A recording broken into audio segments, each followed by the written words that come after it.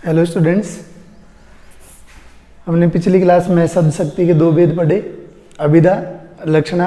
आज हम पढ़ेंगे व्यंजना शब्द शक्ति।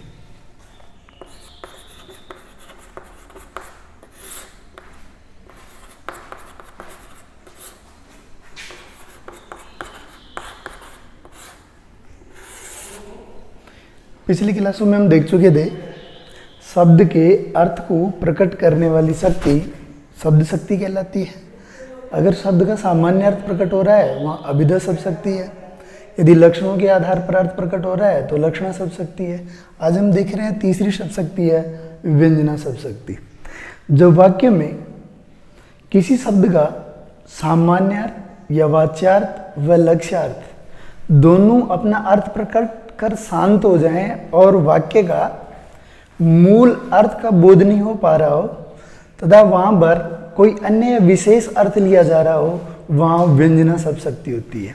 इसको हम दूसरी तरह से यूँ प्रकट कर सकते हैं, परिभाषित कर सकते हैं कि जब वाक्य में किसी शब्द का वाच्यार्थ व लक्ष्यार्थ से हटकर अन्य अर्थ लिया जाए, कोई तीसरा अर्थ लिया जाए या कोई विशेष अर्थ लिया जाए, उस अर्थ को व्यंग्यार्थ या अन्यार्थ कहा जाता है तथा वहाँ पर व्यंजना शब्द शक्ति होती है। व्यंजना शब्द शक्ति से निकलने वाले या प्रकट होने वाले अर्थ को व्यंग्यार्थ कहा जाता है। व्यंजना शब्द शक्ति से प्रकट होने वाले अर्थ को व्यंग्यार्थ या अन्यार्थ कहा जाता है।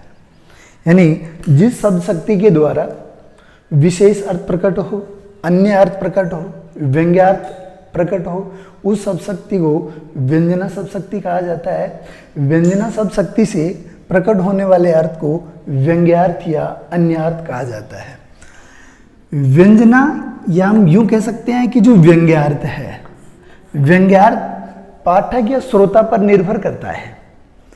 व्यंजना शब्द शक्ति तो केवल अर्थ का संकेत भर करती है, बाकी पाठक या श्रोता अपनी कल्पना के आधार पर अर्थ का बोध करता है। अर्थात व्यंजना शब्द शक्ति में अलग अलग कल्पना के आधार पर अर्थ लिया जा सकता है।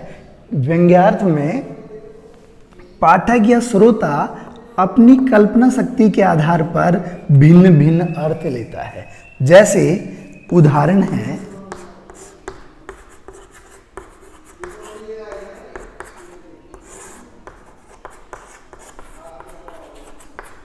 सूर्यास्त हो गया, सूर्यास्त हो गया है। अब यहां वाक्य है सूर्यास्त हो गया। हम देखें सबसे पहले कि जो मुख्य अर्थ है उस मुख्य अर्थ के अनुसार इसका भाव निकला कि सूर्यास्त हो गया है। लेकिन यहां पर ये क्यों कहा गया है, इसका मुख्य अर्थ से हमें मालूम नहीं चल रहा, या अभिधा शब्द शक्ति के द्वारा इसका जो मूल अर्थ है वो हमें मालूम नहीं चल रहा। तो हम लक्षणा पर आए, लक्ष्यार्थ भी यहाँ पर शांत है। तो अब हम एक तीसरा अर्थ ले रहे हैं जो पाठक या श्रोता की कल्पना शक्ति पर निर्भर है कि सूर्यास्त हो गया है। अब पाठक या श्रोता अपने अपने अनुसार भिन्न भिन्न अर्थ ले सकता है। सूर्यास्त हो गया है, घर चलने का वक्त हो गया है, मजदूर के लिए या दुकानदार के लिए या फिर गृहिणी के लिए या फिर अन्य व्यक्ति के लिए, इस संदर्भ में उनके अर्थ भिन्न भिन्न हो सकते हैं। दूसरा, प्रधानाचार्य ने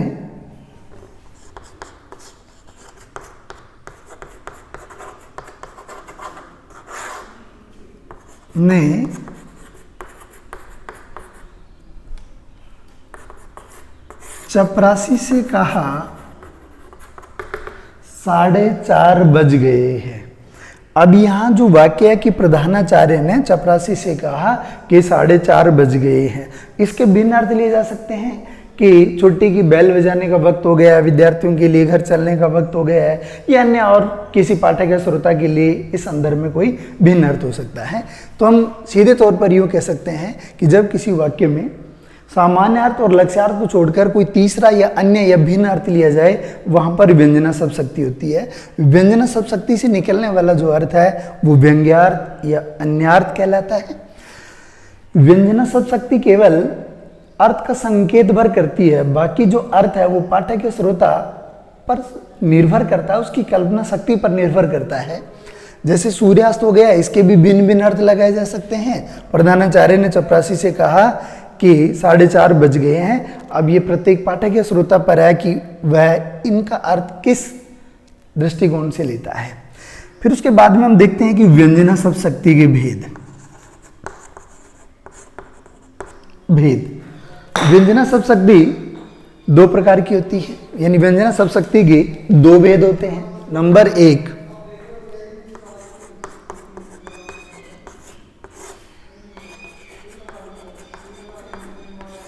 शाब्दी व्यंजना।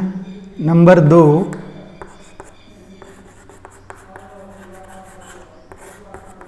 आर्थी व्यंजना।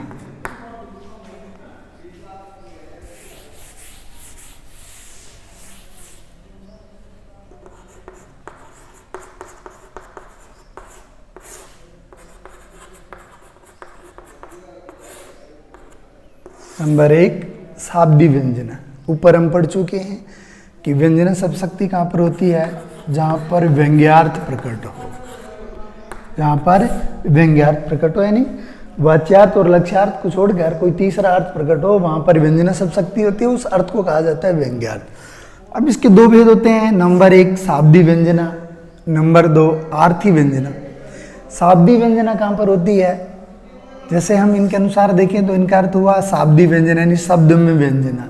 जब व्यंजना किसी शब्द विशेष पर आधारित हो, अर्थात उस शब्द के स्थान पर उसका पर्यायवाची रख देने से वहां पर व्यंजना समाप्त हो जाए, तो फिर वहां शाब्दी व्यंजना शब्द शक्ति होती है। जब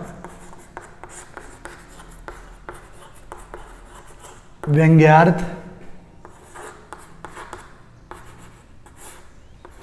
शब्द पर आधारित हो,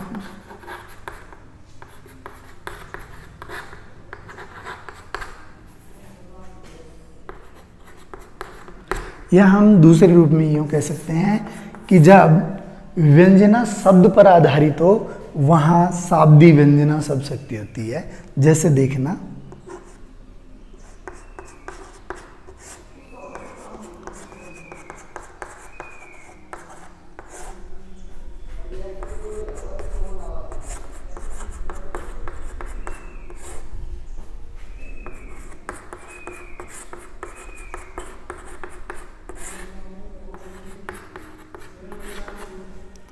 नाग्न सोहत मद बिना तान बिना नहीं राग।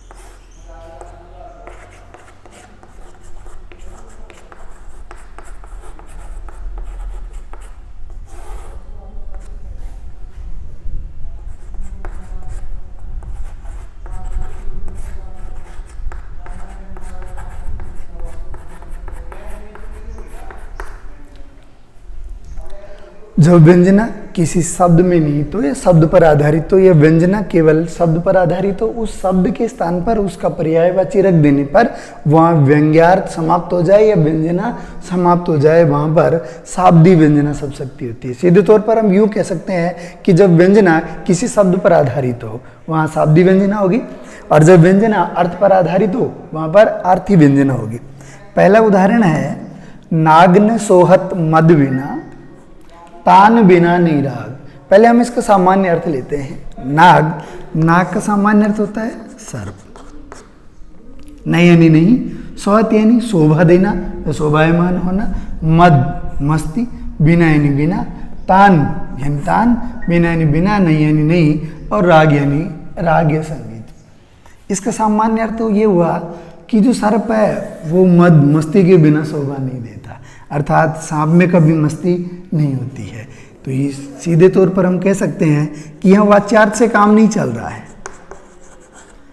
यहाँ वाच्यार्थ इस शब्द का इस वाक्य में पूर्ण अर्थ देने में सक्षम नहीं है। तो हम दूसरे अर्थ पर आते हैं। दूसरा है लक्ष्यार्थ, यानी लक्षणों के आधार पर अर्थ लिया जाए। नाग ने सोहत मद बिना, नाग के लक्षण विष के होते हैं, ना कि मस्ती के। इस आधार पर हम यूं कह सकते हैं कि यहाँ लक्ष्यार्थ भी बाधित हो रहा है, अर्थात मुख्यार्थ और लक्ष्यार्थ दोनों के बाधित होने पर जहाँ वाच्यार्थ भी अपना अर्थ प्रकट कर शांत हो जाए और लक्ष्यार्थ भी अपना अर्थ प्रकट कर शांत हो जाए, और वहाँ पर कोई तीसरा या अन्य अर्थ प्रकट हो, वह व्यंजना। अब यहाँ हम देखते हैं नाग ने सोहत मद बिना। अब नाग का तीसरा जो विशेष अन्य अर्थ है वह हाथी। अब इस वाक्य का हम अर्थ देखें कि नाग हाथी मस्ती के बिना शोभा नहीं देता है, और जो राग संगीत है वो तान के बिना शोभा नहीं देता है। तो यहाँ नाग का हम सामान्य अर्थ ना लेकर विशेष अन्य अर्थ ले रहे हैं, इसलिए यहाँ पर व्यंजना शब्द शक्ति हुई। क्योंकि हम देख रहे हैं कि जो विशेष अर्थ है, जो व्यंग्यार्थ है, हम दूसरे शब्दों में जिसे हम अन्यार्थ कह रहे हैं, अन्यार्थ या व्यंग्यार्थ किन्हीं अन्य शब्दों का न लेकर एक शब्द का लिया जा रहा है, शब्द विशेष का व्यंग्यार्थ लिया जा रहा है। यह हम कह सकते हैं जो व्यंग्यार्थ है किसी शब्द विशेष पर आधारित है। यदि हम इसके स्थान पर, नाग के स्थान पर इसका पर्यायवाची रख देते हैं तो फिर यहाँ व्यंग्यार्थ समाप्त हो जाता है, व्यंजना शब्द शक्ति समाप्त हो जाती है। इसलिए यहाँ पर शाब्दी व्यंजना शब्द शक्ति होगी। एक बार फिर से रिपीट कर रहा हूँ, जब व्यंग्यार्थ किसी शब्द विशेष पर आधारित हो वहां पर शाब्दी व्यंजना शब्द शक्ति होती है। दूसरा उदाहरण, चिर जियो जोरी जुरे क्यों ने स्नेह गंभीर को घटी ए वृष भानुजा वे हलदर के वीर। इनका अगर हम अर्थ देखें, चिर जियो लंबे समय तक जीवित रहे, जोरी यानी इनकी जोड़ी युगल, जुरे जुड़े रहे, बने रहे, क्यों यानी क्यों, न यानी नहीं, स्नेह यानी प्रेम, गंभीर यानी गहरा हो, को घटी को यानी कोई, घटी यानी कम, उनमें से कोई कम नहीं है। ए वृष भानुजा, ए यानी इधर, वृष भानुजा। अगर हम इस शब्द का सामान्य अर्थ देखें तो ये हुआ वृषभ प्लस अनुजा। वृषभ यानी बैल, अनुजा यानी पुत्री बहन, वृषभ प्लस अनुजा। हलधर, हल को धारण करने वाला। सामान्य अर्थ में देखें तो हल को धारण करने वाले में हम किसान या बैल को ले सकते हैं, और वीर यानी भाई। अगर हम वाच्यार्थ की दृष्टि से देखें तो इधर बैल की बहन पुत्री गाय है, उधर हल को धारण करने वाले किसान या बैल के भाई।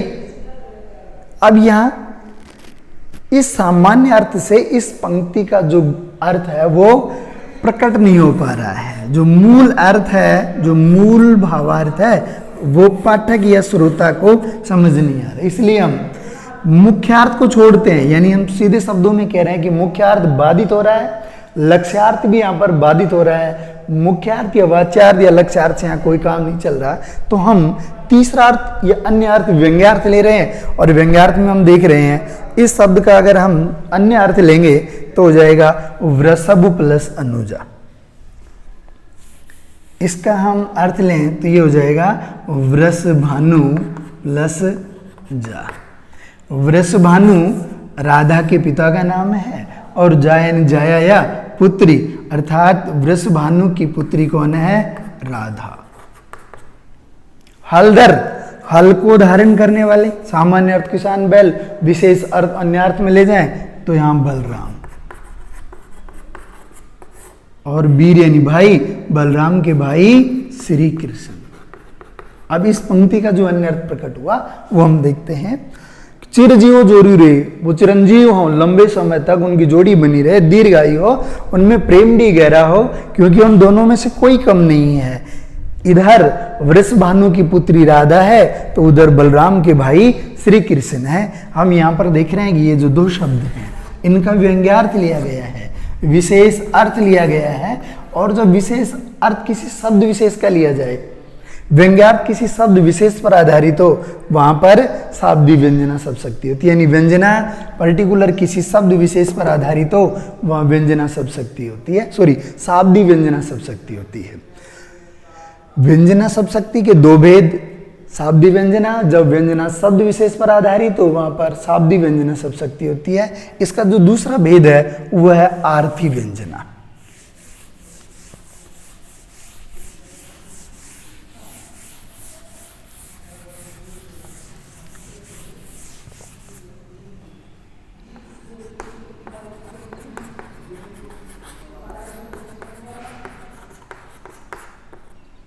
आर्थी व्यंजना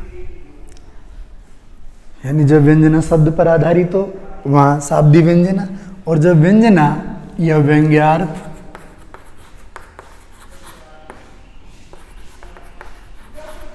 अर्थ पर आधारित हो,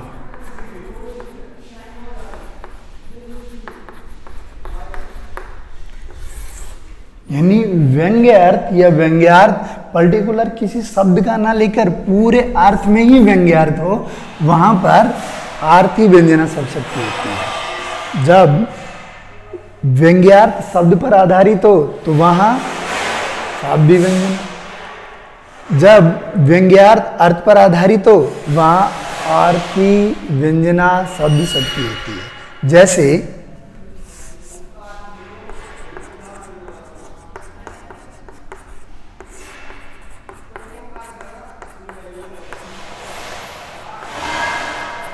सूर्यास्त हो गया है। अब यहां सूर्यास्त हो गया, पूरे के पूरे जो वाक्य यानी पूरा जो वाक्य है इसका जो अर्थ है इस अर्थ में ही व्यंग्यार्थ निहित है।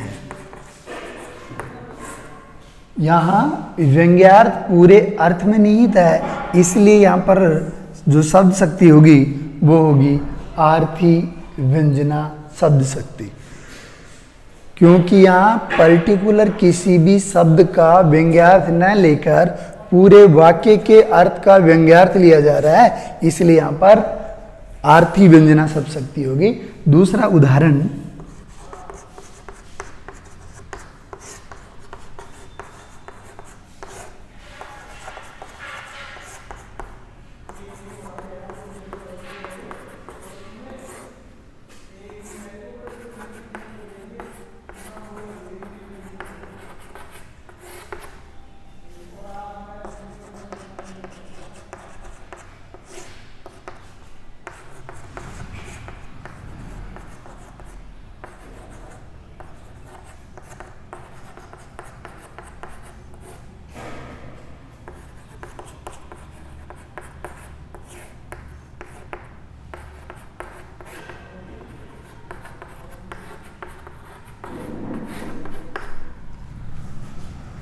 अबला जीवन हाय तुम्हारी यही कहानी, आंचल में है दूध और आंखों में है पानी। कवि यह कहना चाहता है अबला नारी के लिए कि अबला तुम्हारे जीवन की यही कहानी है, पीड़ा व्यक्त कर रहा है कि आंचल में है दूध, आंचल में दूध और आंखों में पानी है। अर्थात यहाँ दूध का अर्थ दूध से न लेकर ममता वात्सल्य से लिया जा रहा है, और आंखों में पानी का अर्थ पानी से न लेकर करुणा आदि से लिया जा रहा है। तो यहाँ जो अर्थ या व्यंग्यार्थ है वो किसी शब्द विशेष पर आधारित ना होकर केवल पूरे अर्थ में समाहित है, और अर्थ में व्यंग्यार्थ होने के कारण यहाँ पर आर्थी व्यंजना शब्द शक्ति है। एक दूसरा और उदाहरण, अब निराशा छोड़ आम बोरा गए हैं। अब निराशा छोड़